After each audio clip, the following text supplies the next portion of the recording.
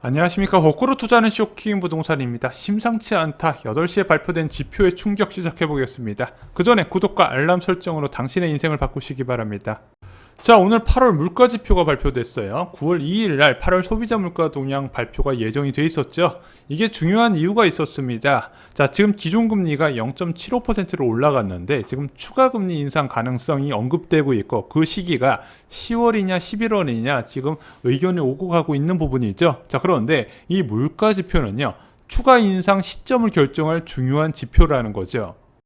모두가 물가 상승률이 둔화될 것을 전망을 했습니다. 7월에 2.6%가 나왔잖아요. 예상치보다 많이 나왔네. 사회적 거리두기도 시작됐네. 왜 이렇게 물가가 오르지? 다음 달엔 좀 떨어질 거다. 왜? 7월 달에 사회적 거리두기가 8월 달로 이어졌고, 지역마다 이 사회적 거리 단계가 확산되는 지역이 늘어났기 때문에 물가 좀 떨어지겠지. 왜? 돈을 못 쓰니까. 그래서 시장 전망치는 한 2.4% 정도가 됐습니다. 자, 그런데 오늘 8시에 발표된 지표는요 2.6%였습니다. 전월 상승률을 그대로 이어가는 흐름이 나타났어요.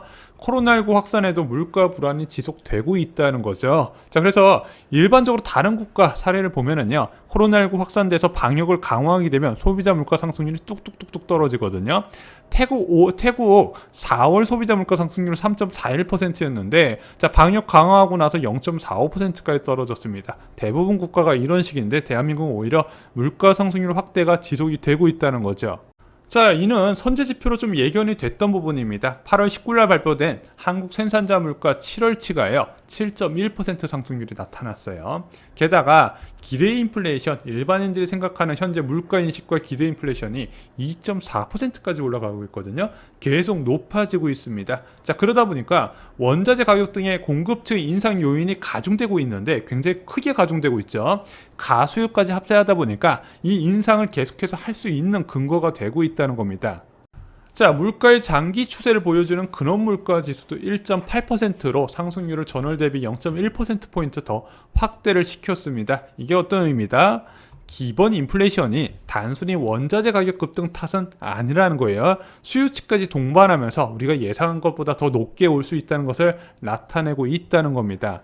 자, 그런데 9월에 커다란 한 방이 떨어집니다. 9월 19일부터 22일까지 추석 연휴 기간이죠. 당연히 소비가 늘어날 수밖에 없는 환경입니다. 여기에 코로나 상생 국민지원금 1인당 25만원씩 지급이 되게 됩니다. 그래서 9월부터 10월까지 물가 압력은 더욱더 확대될 가능성이 크다는 거죠.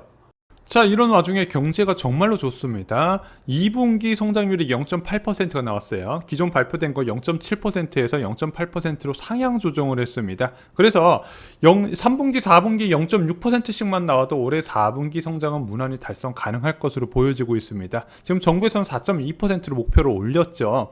자, 그러면은 2분기까지만 좋고, 지금 3분기 때 중국 경제도 안 좋고 미국도 경착륙 우려가 나오고 있는데, 그럼 혹시 3분기부터 꺾이지 않을까? 이런 우려도 할 수 있는데, 지금 3월의 성장률에 절대적인 영향을 주는 수출이 너무 좋아요. 8월 수출 증가세가 35% 가까이 나타났습니다. 자, 이렇게 수출이 증가하게 되잖아요. 그러면은 기업들이 투자를 늘리게 됩니다. 이 투자는 결국에는 성장률 증가로 이어진다는 부분이죠.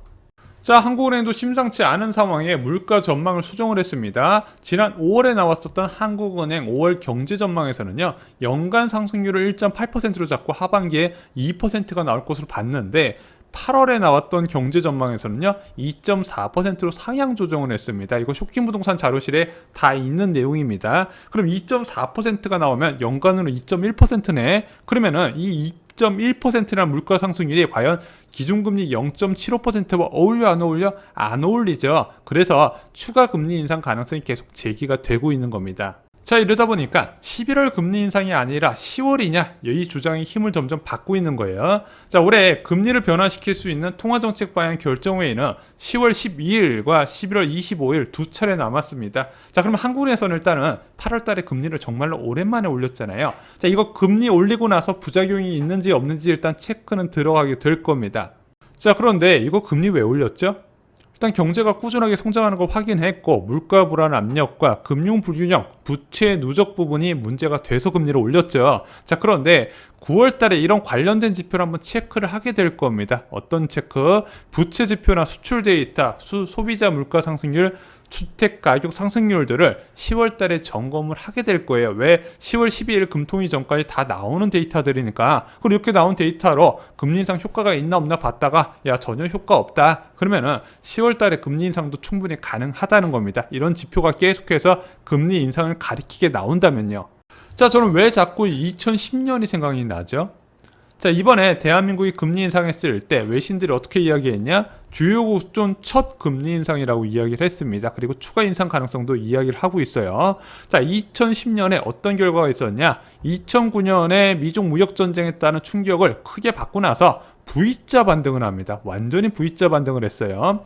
이 당시에 중간재를 수출하는 대한민국에서 경기 회복에 가장 큰 수혜를 받고 빠른 경제 반등세가 나타나게 돼요. 자, 그런데 어떤 것이 동반됐죠? 소비자 물가 불안이 동반됐죠. 왜? 이 시기에 경제가 회복됐을 때 대한민국 경제만 회복된 게 아니라 전 세계 경제가 동시에 회복되면서 갑자기 원자재 수요가 껑충 뛰어가네. 자, 그러면서 물가 불안 압력으로 확산이 된 거죠. 대한민국은 이 원자재 가격 급등이 수요 증가로에 따른 소비자 물가 급등으로 동반돼서 나왔다는 겁니다. 자, 그러면 이렇게 소비자 물가가 3%, 4%, 4.7%까지 올라가게 되면 어떤 결과를 만드냐? 지속적인 금리 인상을 만든다는 겁니다. 그래서 2%였던 기준금리가 1년 만에 3.25%로 5차례 올리게 된다는 겁니다. 그래서 현재 금리 인상 끝, 1.25%까지 올린다, 1.0%까지 올린다. 그것을 예상하는 게 굉장히 위험한 게 물가 불안이 앞으로 얼마나 지속될지 알 수가 없기 때문에 자, 이런 위험한 상황, 과거의 상황도 염두를 해두셔야 된다는 거예요. 또 하나, 이때와 지금 다른 게 무엇이냐면요. 대한민국이 기준금리를 신나게 올리고 있을 때 미국은 여전히 제로 금리를 유지하고 있었습니다. 그런데 이 시기에 미국이 금리를 올리지 않았지만 이번에는 미국도 한국과 멀지 않은 시기에 금리 인상을 시작할 가능성이 크다는 부분, 한마디로 기준금리를 얼마나 올릴지는 미국에 의해서 추가로 결정될 가능성도 있다는 부분입니다.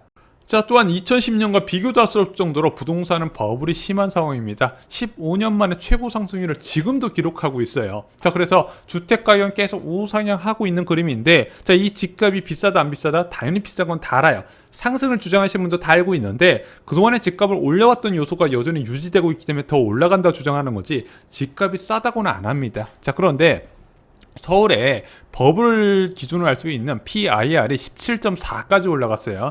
일반적으로 10만 올라가도 위험하다고 얘기하는데 17.4까지 올라갔다는 거죠. 자, 그런데 왜 이게 2010년보다 더 위험하다? 자, 주택 가격이 지속적으로 하락했던 2012년 전에 금리 인상이 5차례가 있었어요. 자, 그럼 금리 인상을 하는 와중에는 어땠냐? 그전에도요, 서울 고가 아파트는 지속적으로 약세 압력을 받으면서 좀 조정이 되고 나서 기준금리 인상으로 급락세를 맞이했다는 거죠. 하지만 현재는 커다란 풍서처럼 최대한 부풀려 있는 상황이라는 겁니다. 여기서 금리 인상이 지속적으로 가해지게 되면 펑 터져버릴 수도 있다는 거죠. 자, 왜 이렇게 무서운 이야기 아니야? 그럼 무주택자는 어떻게 해야 될까요?